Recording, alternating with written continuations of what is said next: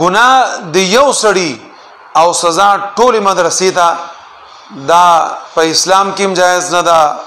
او په ریاست کې جایز نه ده. ولی یو سړی دی هغه ګناو کو غلطي وکړه ناجایز وکړه د هغه تعلق هغه سړی سره دی نه دی هغه قوم سره دی نه دی هغه قبيله سره دی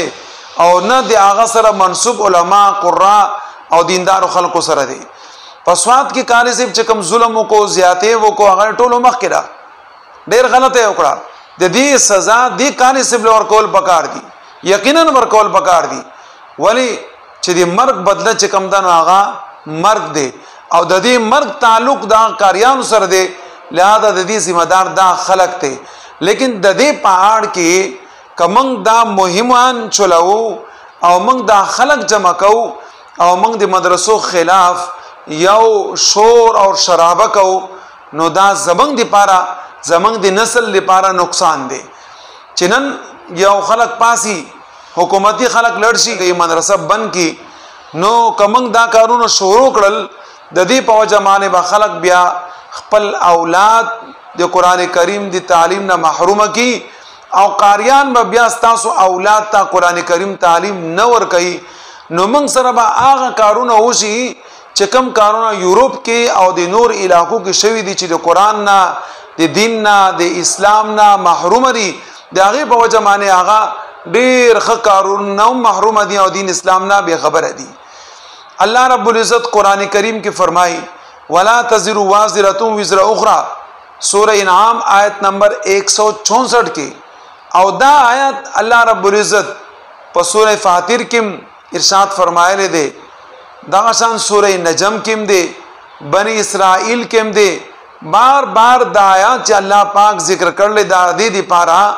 چې کم یو سړی کم ګناو کو دی هغه ګناه ذمہ دار هغه سړی دی هغه قوم قبیله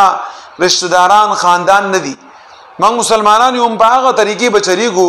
چې کومه طریقه د اسلام دا د رسول الله صلی الله علیه وسلم دا. سنن ترمذی کې رسول الله صلی الله علیه وسلم فرمای الا لا اجنی جان علی غیره چې کوم یو سړی ګناو کو دی هغه ګناه ذمہ دار هغه دی غیر نه دی. لہذا د دې ذمہ دار دا قاری صاحب دی د ملک د دنیا نور قاریان نور مدرسې نه دي. بیا دا شان رسول الله صلی الله علیه وسلم عمل ته منګه وګورو پیغمبر علیہ الصلوۃ والسلام په مدینه منوره کې ماعز ابن مالک او غامدیه دي چې زنا وکړه